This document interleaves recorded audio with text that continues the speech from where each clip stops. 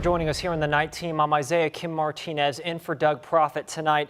It's the close to a week that's felt like an eternity for so many right here in Louisville. Funeral services held today, including for Tommy Elliott. His daughters braved the microphone to honor their father taken by gun violence. WHAS 11's Connor Steffen has that story. He's live with photojournalist Ian Hardwitt at the downtown memorial tonight. Connor.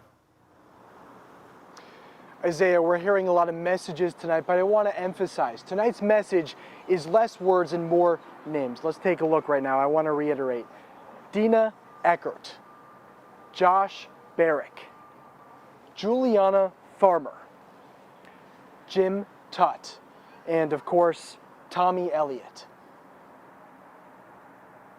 As the week draws to a close, marking the end to one of our city's darkest chapters. You go through the disbelief, and then it settles in. The gravity of Monday's tragedy sets in as people remember the immeasurable loss of life. Jim Tutt, Josh Barrick, Juliana Farmer, Dina Eckert, and Tommy Elliott. We miss him, and this is very tragic. The community still coping, gathered inside Broadway Baptist Church Friday to grapple with the goodbye they didn't expect to come so soon. He is a friend. He's more than a broker and a banker. Honoring not just a man, how great of a husband and father he was, but a true cornerstone of our city. He went above and beyond because he believes in community. Tommy Elliott served as senior vice president at Louisville's Old National Bank branch. An Elizabethtown native, he spent his life giving back, championing various causes for the American Heart Association, Goodwill Industries, KET, and so much more. Those gathered inside here today that knew Tommy Elliott best described him as everyone's best friend, said he would make you feel like the most important person in the room, which is why it should come as no surprise to see the outpouring of support we're seeing here today. He could barely find a parking spot for the service. Just the way you would expect it to be. I believe this church holds 600 plus folks, and we have people at the top. They are here to honor Tommy. He deserves it all. Those in attendance ranged from Kentucky's top leaders, Governor Andy Beshear, Congressman Morgan McGarvey, and former Congressman John Yarmouth, to his family, who he loved dearly. Tommy was our rock, and he was always there, and his love can't go anywhere but here. The reality of a world without Tommy in it. It was like somebody knocked the wind out of me. You go through that period of shock. But he will live on with that ever-permeating smile. A smile that beyond, I will take that with me. And a name, now forever etched in our city's history. And you're looking at that name right now. We want to reiterate, we were there at the memorial today. Really just such a beautiful service, as were all of those held today in Louisville. Now, if you want to help Tommy Elliott's family, they ask in lieu of giving them donations that you donate to the American Heart Association. We're live in downtown Louisville. Connor Steffen, the WHAS 1119.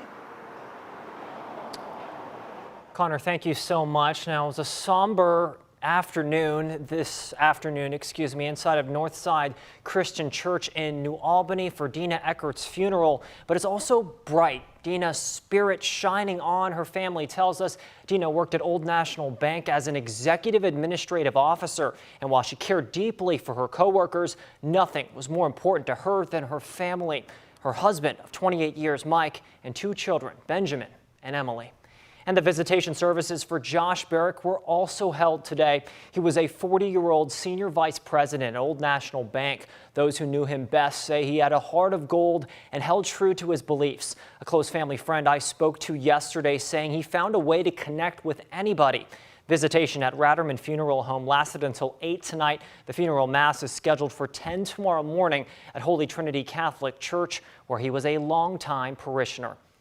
And throughout the week, people have gathered downtown to pay their respects as a memorial continues to grow on the steps of the Old National Bank building. Photojournalist Ian Hardwitt went down there tonight to see how the community is honoring the victims of Monday's mass shooting.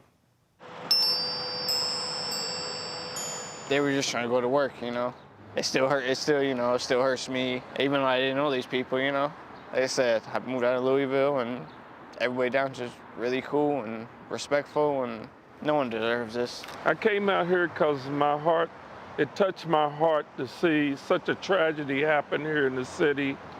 We have tragedies happen quite often in the city, but we lost a son to suicide in 1999.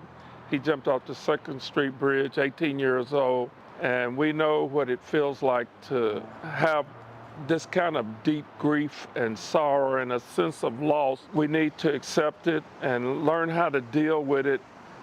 And the young man that did this tragedy, I'm sure he was dealing with some form of grief himself, and he did not do the right thing with it.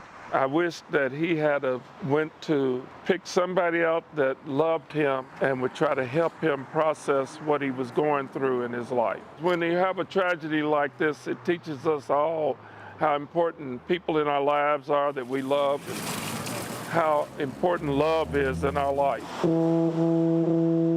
The only thing I can do is sit here and make music for people who can't feel anything but sorrow. Stop running red lights, be nicer to people. And if you are looking for monetary ways to help the victims, we have links for multiple GoFundMes. That's on our website, WHAS11.com. It was one of the calls that I'll never forget, to sit there and listen to someone who's hiding. She was the calming voice on the other end of a 911 call from a woman inside the Old National Bank on Monday, hiding in a closet with a colleague after the gunman opened fire on his coworkers in a board meeting. Today, Dana Frost with MetroSafe is opening up about that call, saying it's unlike any she's ever taken. Have you heard shots over the conversations like that before? No. What does that do to you? At that moment, it did nothing because I was focused on getting what I needed to get for the responders. Now it's kind of crazy to listen to the call and hear that and think how things could have been different had he found her.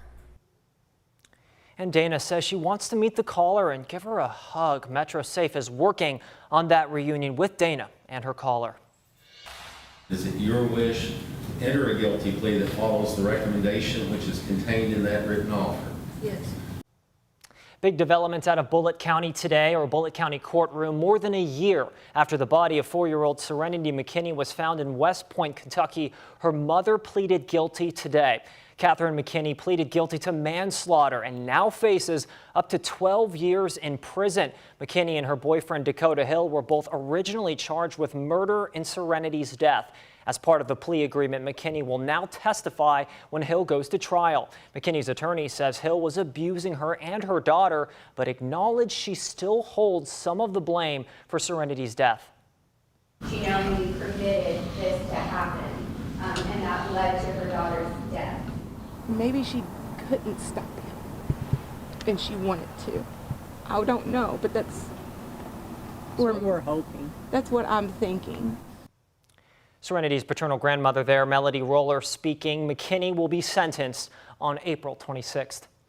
And LMPD is investigating after 2 bodies were found in the Ohio River today. The first found around 2:30 this afternoon near the Belle of Louisville. The second was discovered near the LG&E Mill Creek Power Plant just before 7:30 tonight. Police are working to determine who these people are and their causes of death. We now know the names of the 2 people killed in shootings in PRP. Police say just after 6 last night, they responded to a home on Mars Court in a neighborhood off Lower Hunters Trace in PRP. When officers arrived, they found 19-year-old Darren Haley dead from multiple gunshot wounds. Shortly after that, 19-year-old Jaden Anderson showed up at St. Mary and Elizabeth Hospital with multiple gunshot wounds. He later died from his injuries. LMPD is still working to determine if the 2 deaths are connected. Anyone with information is encouraged to call the anonymous tip line. That's 574 LMPD.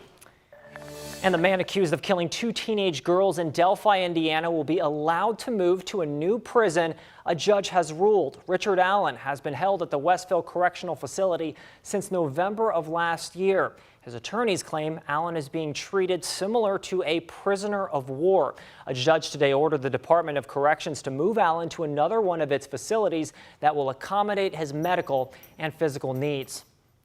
And 12 horses are dead after a barn fire in Lexington just this morning. The fire was called in around 2 in the morning, according to the Lexington Fire Department. It happened on South Yarnellton, which is on the northwest side of Lexington. One person was taken to the hospital with minor injuries.